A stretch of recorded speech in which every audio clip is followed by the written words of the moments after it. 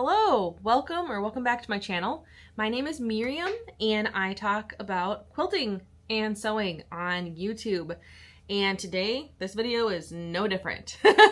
So if you're new to my channel, I would love for you to subscribe. I do all kinds of quilting tutorials, block tutorials.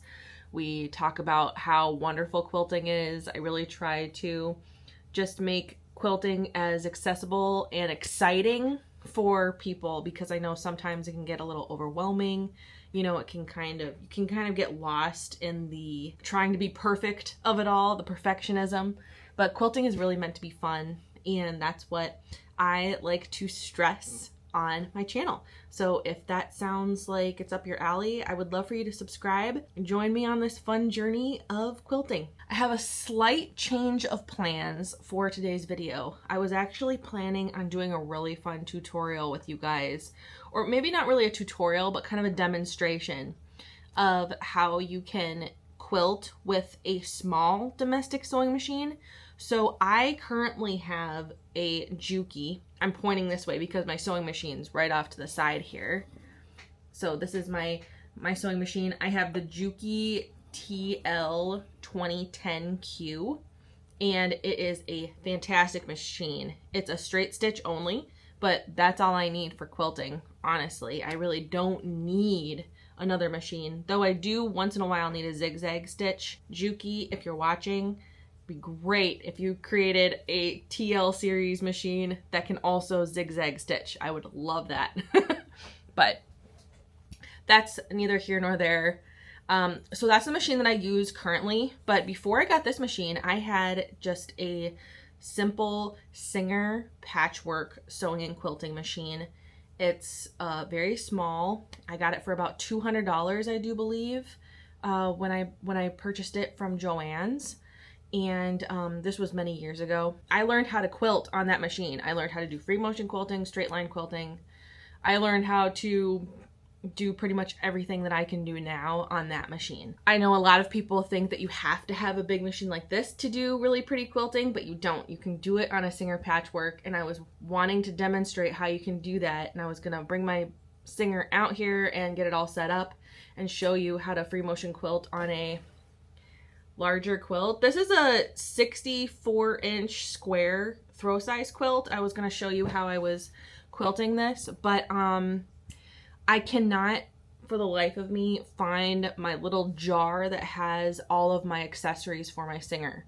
So if you don't know, I just moved all of my sewing stuff out to a studio. I recently renovated a 12 by 24 shed building into my sewing and recording studio. When I did that, I moved pretty much everything out here, and I thought I moved my little jar of accessories for my Singer out here, but I cannot find it. I looked everywhere and I just do not know where it is. And if it's not out here, then I do not know where it is. So I can't find it. So I might have to order replacement accessories. So I can't do that video this week, but I wanted to do something, and free motion quilting has just really been on my mind because I've got a lot of it to do. I'm prepping for a quilt show, and I had to make some samples for my quilt kits that I'm making. This is one of them that I'm making. This is my cake twist pattern. I really like it.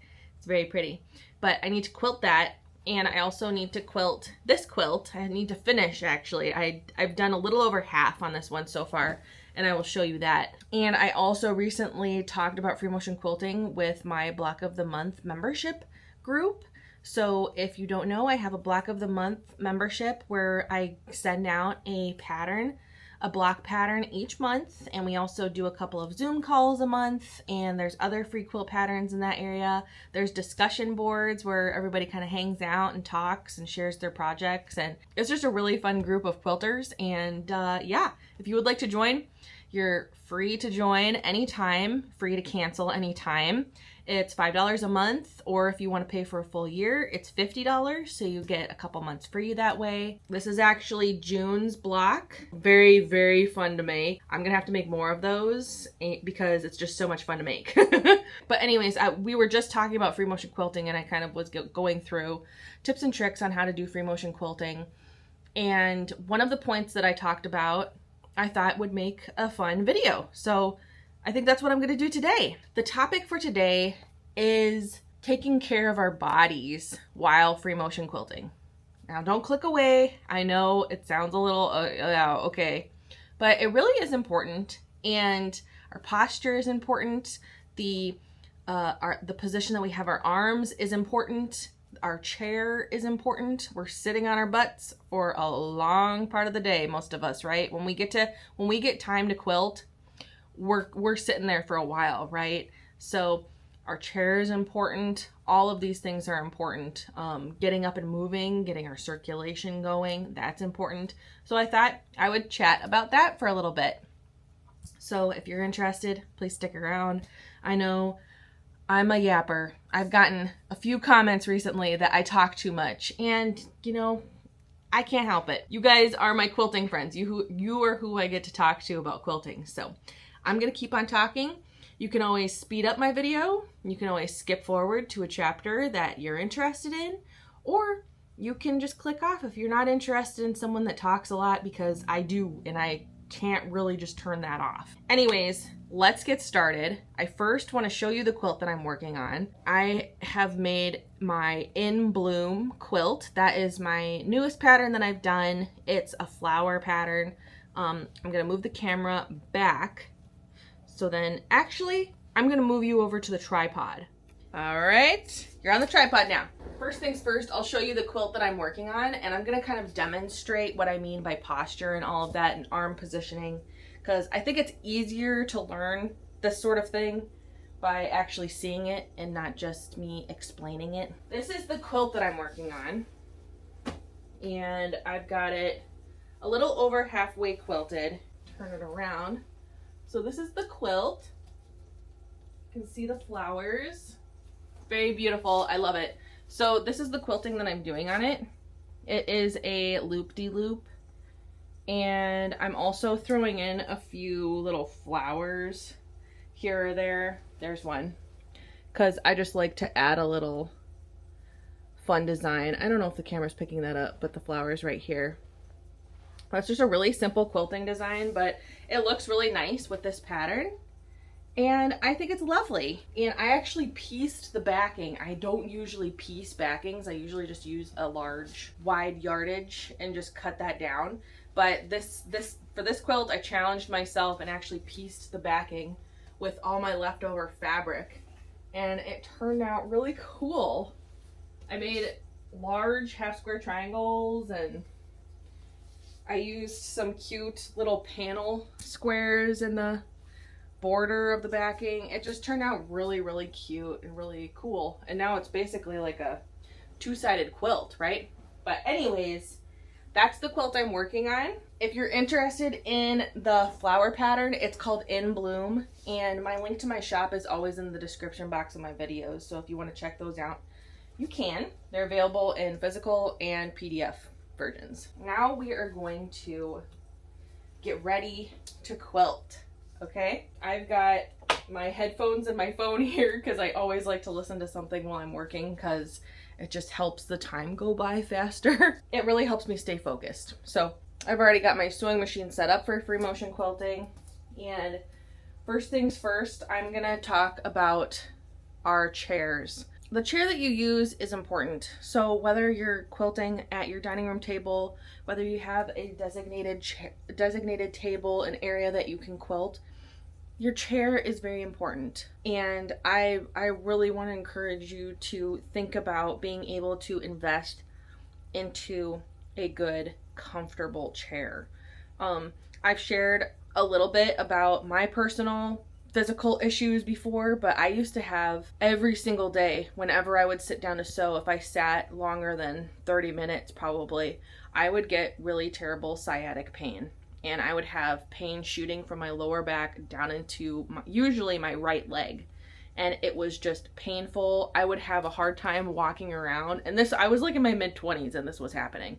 So less than ideal, not great. And I just had when I was sewing, I had just a really cheap office chair that I got at like Walmart or Target. It was like a $20 or $30 chair. It was ruining my back. I was just in pain every time I sat to sew, and it made sewing not as fun, and it was just awful. I finally decided, you know what, I am going to save up a little money and I'm gonna buy myself an actual comfortable chair. So I hunted around. I personally enjoy shopping on Amazon, so I hunted around on Amazon and I read lots and lots of reviews on many dozens of chairs trying to find one, and I finally settled on this chair.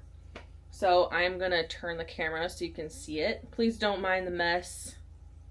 It is a little messy. There's boxes and stuff, but this is my chair. It's from a company called Boliss, B-O-L-I-S-S, and this is a drafting chair. It's a tall chair because I have a tall table.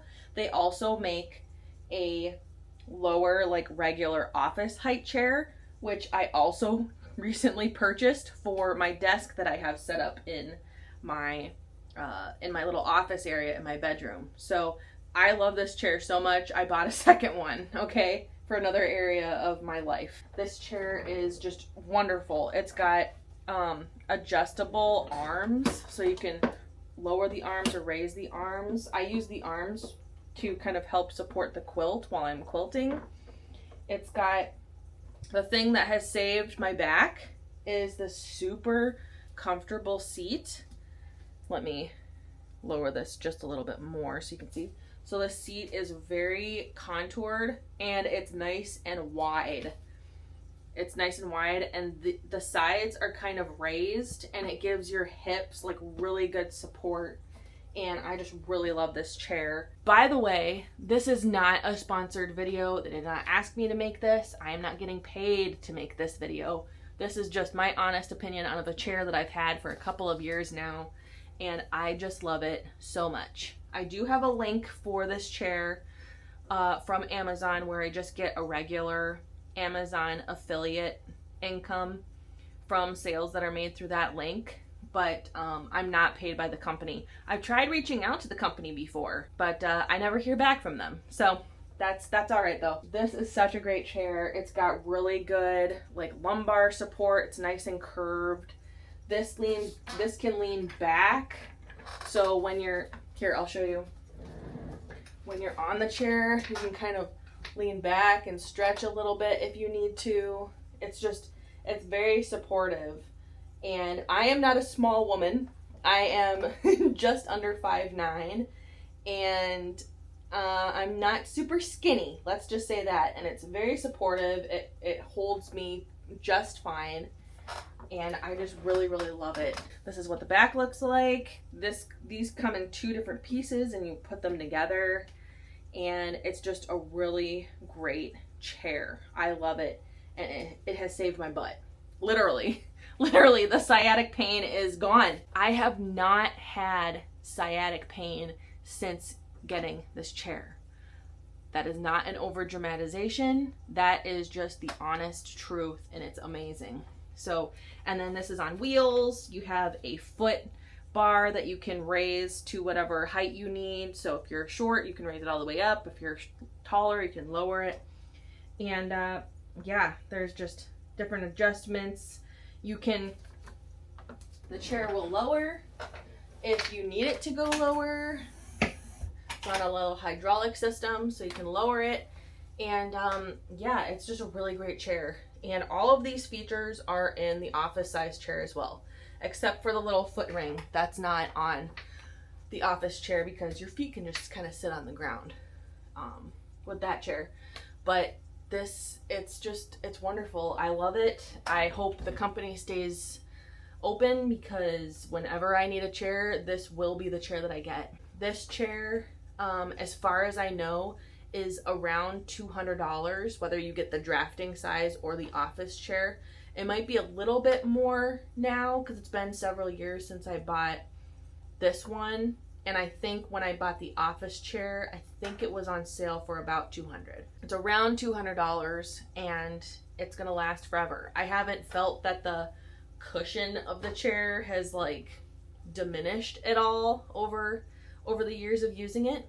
And it's just a great chair. I just can't get over it. I love it. If you're interested in the chair, if you want to check it out, the link will be in the description box below. It's a wonderful chair. I have convinced a lot of people to buy this chair. Before I started YouTube, I had a blog, and one of my most popular blog posts is about this chair. People have probably bought this chair through my blog post probably a few hundred times at least. I have never had anybody reach out to me and say, I hate this chair, I can't believe that you recommended it. So it really is wonderful.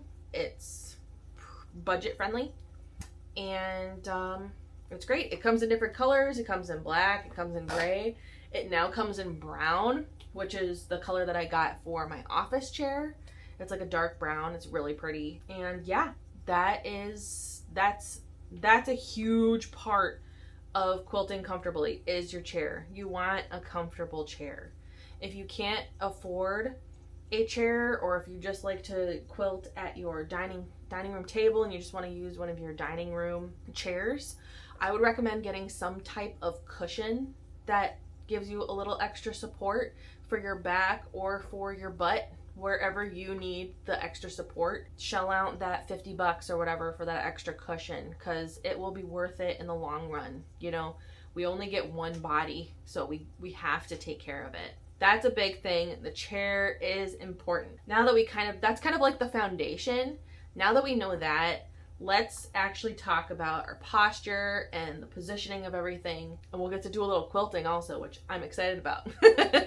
So now we're at our sewing machine. We've got it set up for free motion quilting. We've got our quilt ready.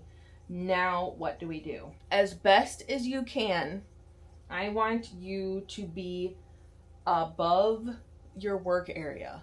So you should not, it's harder to quilt if you're like this. If you're almost eye level with your needle, it's going to be harder on your arms and your shoulders and your neck to free motion quilt. Your muscles just are going to be working way harder. I used to quilt like this, and I wondered why it was so hard and why I would get so sore through my neck and my shoulders. So if you can, it's best to, I gotta raise the chair again, but it's best to be above your work area, okay? So you want to be up above and kind of have the needle kind of level with your chest, okay? That's a good rule of thumb. And you kind of want to be up close to the table, okay? You don't want to be way back here in quilting, because then that's just, again, it's harder and it's kind of awkward and your arms are stretched out, and that's not great. So you want to be up pretty close to your work area, and you're going to have your hands, when you're free motion quilting, you're going to have your hands about like that on either side of your needle, okay? And you're going to be moving around, and you kind of want your arm to be at about a 90-degree angle. Maybe not, that might be a little too much, but you want it to be, you know, at an angle. You don't want to be stretched out trying to reach and quilt. It's much easier when your arms are kind of locked into your body and you're able to move that way. Also, when you're moving, be mindful of having tension through your neck and your shoulders.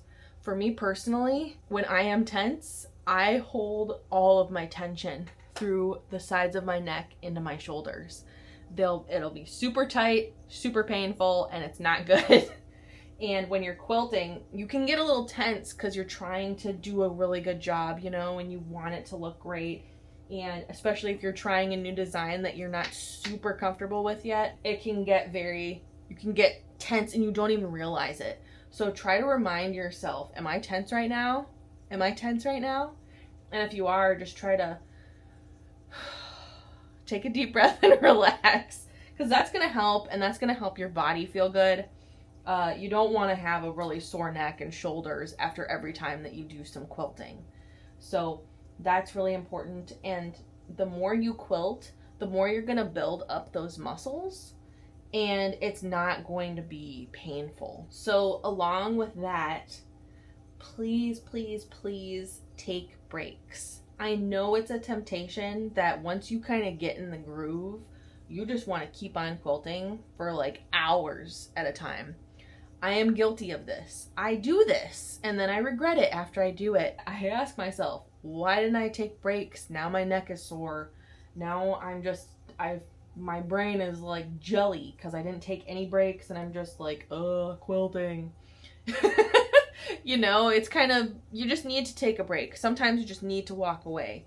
So even if it's just as simple as, you know, pushing your chair back, standing up, and kind of doing a little stretch. It's not silly. I promise you. This is not silly. This is not unnecessary. It is very necessary. So you want to get up and just do a few stretches. Let your knees crack if they need to crack, you know, and just kind of stretch. If you need to, do a little shoulder rolling forward and back, and that'll kind of loosen everything up and help. And that's going to help a lot for your longevity. You know, you can sit here for 2 hours and do quilting and get a lot done and it looks great, but then tomorrow your upper back, your neck, your shoulders are going to be tired, they're going to be sore, and you're going to be thinking, why didn't I just take a break? Trust me, I have been there. Yeah, you just want to kind of loosen everything up. If you need to, shake your arms out, you know, just whatever works for you. If you want to get up and go for like a little 5-minute walk, get the circulation going in your legs, you know, your legs. If you feel your legs falling asleep, you should stop.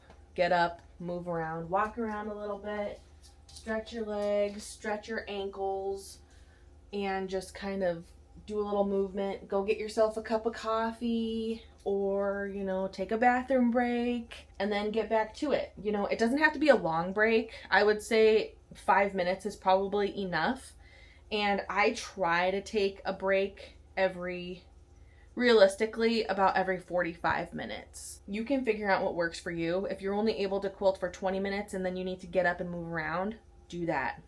If you can last an hour and you're fine, then go ahead and do that. I'm just trying to encourage everyone to be mindful and to think about, you know, when should I take a break? How can I take care of myself so I'm not sore later? That's really, really important, okay? Get up, move around, take breaks, and it's good for your brain too. If your brain turns to jelly after doing the same thing over and over and over again for hours, like me, that happens to me, then it's good to take a break. It's good for your brain. It's good for your body, and you'll get the quilt done. You will. That is a big thing. So let me kind of show you what that looks like in action, okay? So I've got my quilt here, and let's see, where do I want to start quilting? I think I'll just kind of jump in over here. So turn the machine on. That probably will help. Watch how I'm trying to keep my back straight. I have a bad habit of kind of hunching, and I don't want to do that. I also have a bad habit of kind of my neck going forward, and that's not great either. I don't want to get a little hump in my back as I get older. I'm going to try to sit up straight, have my shoulders back, not going forward, but have my shoulders going back, and I'm going to have my hands like this, okay? And I'm going to try to keep my elbows fairly close to my body. If I need to move them out to get a little leverage, then I will. But kind of, you don't want your arms way out like that because they'll get tired. And you don't want them pinched in too tight because then you can't move a lot. So you kind of got to find that sweet spot in between there, okay? So let's go ahead and start.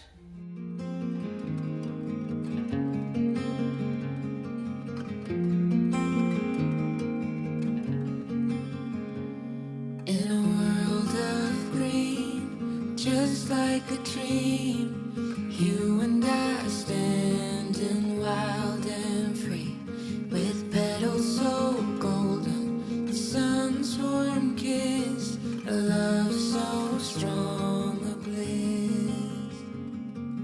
Whispers of the breeze, secrets unfold. It's you that I need, it's you that I want. When the world gets cold, it's you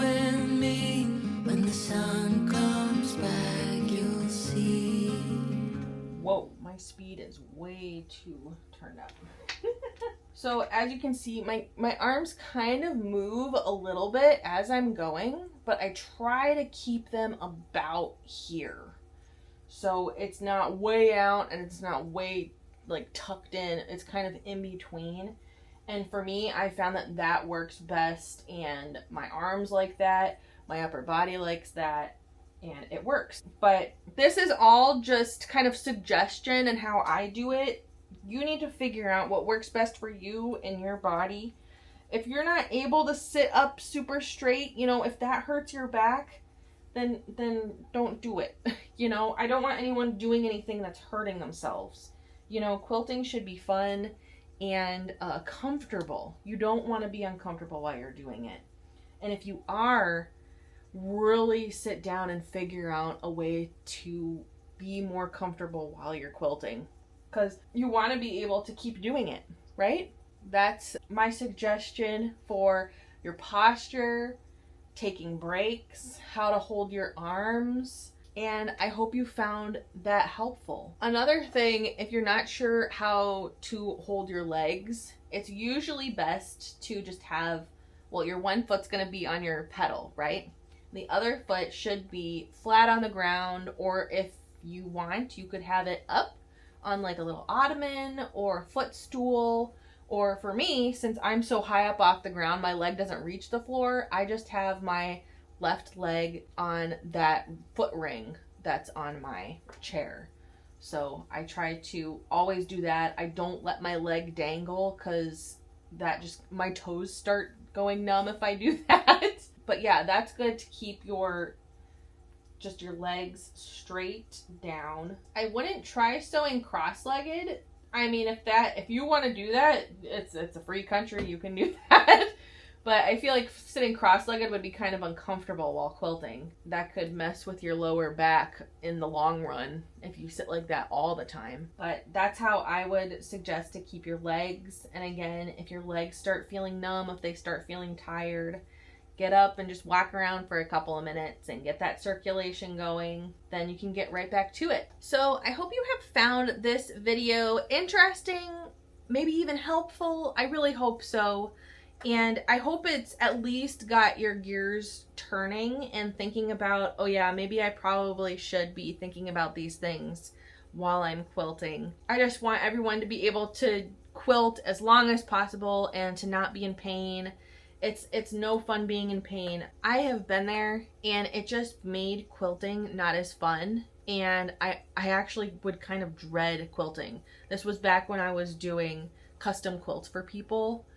And it was like I would put off working on something because I either had to, because I had to take a break because my back was hurting, or I just didn't want to because I knew by the end of the day my back was going to be killing me. It was like an everyday thing, so I totally get it. And I just don't want anyone to have to go through that. And this is kind of my advice with love to you guys, to hopefully help you start thinking about that sort of thing, and hopefully offer up some solutions. Now, if you do get to the point where your shoulders and arms and neck are sore, do not push through the pain, okay? It's not worth it. Unless you have like a time crunch for a quilt and you just really need to get it done and you choose to do that, then okay, I get that. I totally get it. Take a long hot bath in the evenings, do what you gotta do. But if you need to take a little time away from doing the quilting, please do that. Let your body heal. Let the inflammation go down. Let the muscles calm down.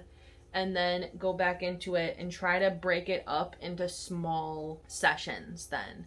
And just kind of get your body used to it. You know, if you've never done free motion quilting before, chances are you're going to feel a little tired and a little strain after trying it. Even if you're just trying it for like an hour or two each day, you might feel a little tiredness. Just take it easy, be careful with yourself. But yeah, I hope you like this video. I had fun making it. I like talking about this kind of stuff, and this is something I'm very passionate about, As you can tell, I'm passionate about this silly chair. I just love it, and I think it's great, and it really saved my back. It's amazing. It's crazy. It's crazy how well it worked. If you're interested in the chair, again, the link is in the description. You can look at that. I'll also link my blog post about this chair if you'd like to check that out. Just thank you so much for watching.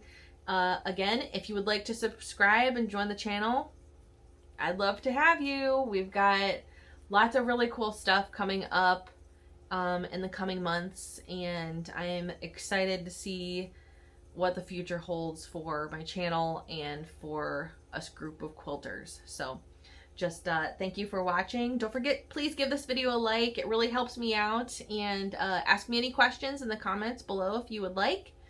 And just thank you so much for watching. All right, have a beautiful rest of your day. Oh, did I am the strength that you've shown, stronger